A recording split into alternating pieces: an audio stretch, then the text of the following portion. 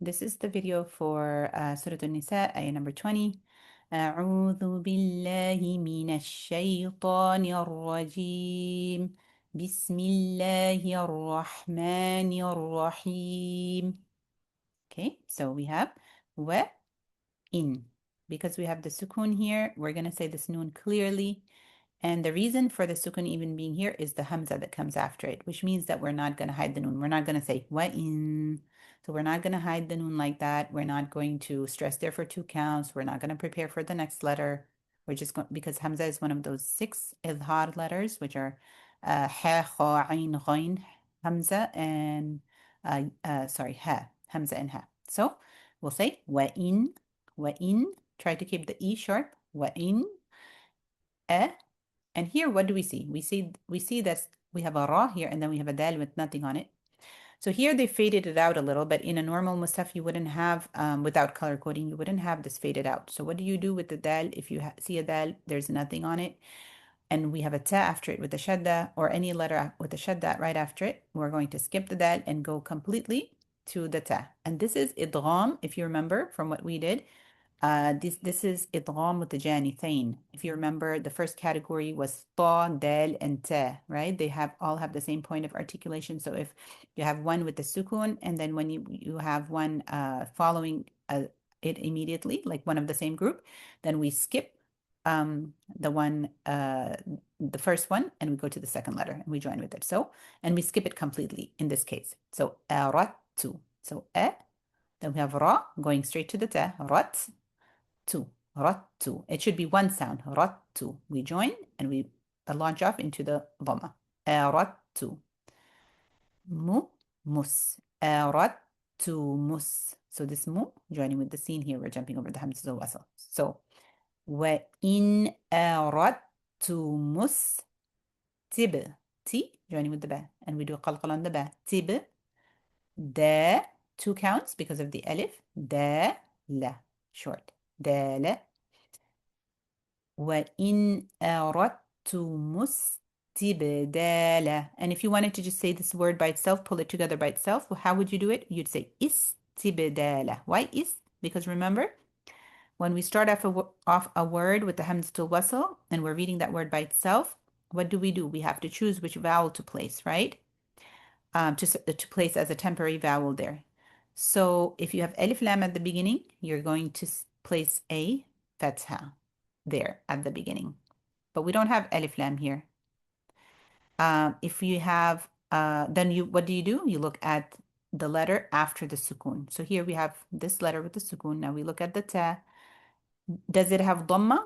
If it had dhamma here, then we would place a temporary dhamma here, and we would say ustu, right? But we don't have a dhamma here. So if we don't have a dhamma and we don't have alif lam here, we are going to place kesra. We're going to say istibdala. Okay, so again, وَإِنْ أَرَدْتُمُ اسْتِبْدَالَ زَوْ, za, fatha, wow, زَوْ, jin. This is زَوْجٍ, right? But we know we have to join with the meme here. So زَوْجٍ, زَوْجٍ. And we won't say ma. We want to keep it short E sound, me, as in met, me. And this one is 2 counts, ka, meka. You see, we're not saying ma, ka. We're saying meka, na, mekana. Zawjin. Here we have zawjin, but what do when we have a wow after a tanween, after an, in, or un, or after any an, in, un? For example, if we had this in and we have a wow right after it, what do we need to do? We need to blend. We need to do dgham, right? So we'll say, instead of jin, we start off with the G sound, G, and join with the wow, Jew, Jew. It's kind of like Jew, Jew.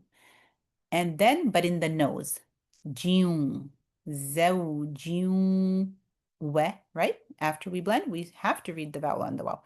Zawjun, we, a, long, tay, atay, wa ataytum, wa. Now we pull it together. Make sure to pull it together. Wa ataytum. And when we pull it together, we want to make sure to keep all of the vowel sounds the correct length. So وآتيتم, not وآتيتم, but وآ, making sure. making sure to get the ha right in the throat. Da. This alif right here is elongating the dal fatha here because this is just like a chair here holding this alif for the dal here. إحدى hunna. Make sure to get the hunna there, inshallah. إحداهن. قن. Here, what are we doing? We are going to hide the noon. We're going to do ikhfa and prepare for the ta. Stress there for 2 counts. So what does that mean to prepare for the ta? You know how the ta is pronounced by basically pressing our tongue at the kind of like at the base of the upper front teeth. So ba, right? So what do? We bring our tongue close to that spot, and so it's in the air. And we make the sound of the noon in our nose. And then we say ta. So we've brought it close to ta. Ta. That's how we're preparing for ta. So ta. This alif is elongating. Run. قنطارا. That's the word. Pull it together. قنطارا. And we see here, this is run, but we're actually going to prepare for this fa now. We're going to do ikhfa here. So run. How do we prepare for the fa? We bring our teeth close to our lip. You know, check to see how you say fa, fa, by touching our teeth to our lip, right? So we bring our teeth close to there and we make the sound, as we say this, and we make the sound of this noon in our nose. Run, run. So our teeth are not touching the lip, but they're very close. So قنطارا فلا. So when we say this, with our teeth close to the fa sound, immediately after that, since our teeth are so close, then we can say fa easily. So إحداهن قنطارا فلا. Ta, we have that chopping sound when we join the ta with the hamza here. Ta, khu, 1 count, dhu, 2 counts. Khudhu, ta'khudhu. So you want to pull the word together like that. Minhu, minhu. So you see, no ikhfa, no hiding the noon. Why? Because once again, ha is one of those 6 izhar letters. Ha, kha, ain, ghain, ha, and hamza, right? So here we have the ha. So when that is coming after a noon with a sukun or a tanween, we're not going to hide our noon. We'll say it very clearly and we won't stress there. We're just going to say minhu, minhu. Shay, sheen, fatha, yeah, we're joining. Shay and shay and. Now, if we stop, we're going to say, what are we going to say? When we have 2 fathas, we stop with one of them. We say, and with the alif. So we say, shay'a. So we're making the long sound because we're using one of those fathas and the alif. Shay'a. So, فَلَا تَأْخُذُوا مِنْهُ شَيْئًا. And we want to pay attention to the length of the hu. We're not going to say, minhu shay'a. We'll say, minhu shay, hu shay, not hu shay, but hu shay, minhu shay. Okay, so now the end of the ayah. Short, not but short e sound, just like egg. Te. We're joining with the hamza, with the jerk. Te. Khudhu. Khudhu. 1 count, 2 counts. تأخذونه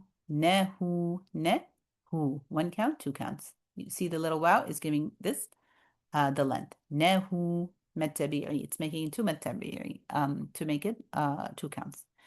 So you might have noticed here we had تأخذوا and here we have تأخذوا نهو, right? So when we have a hamza like this at the beginning, it turns this into a question.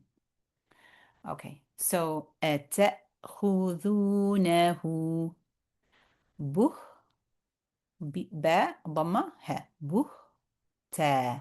We open and stretch up our mouth for the ta. بهتانا بهتانا. Pull it together.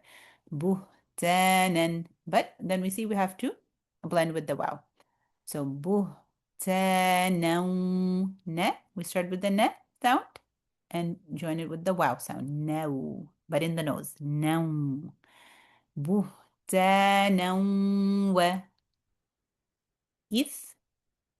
Here we have men, right? Now pull it together. وَإِثْمًا. But then what do we need to do? Join with the mim.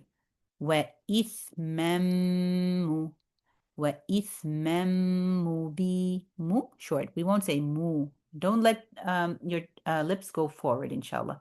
Just keep because that would turn it into a mad tabi'i. Mu would turn it into a mad tabi'i. So mubi وَإِثْمًا مُبِينًا مُبِينًا, but when we stop, na, right?